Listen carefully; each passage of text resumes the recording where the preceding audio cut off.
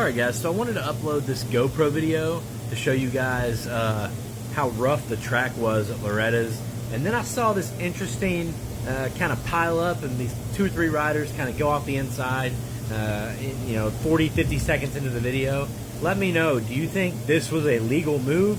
I have no idea. Were these guys penalized for this? Do they even know? Should they have been penalized? Let me know.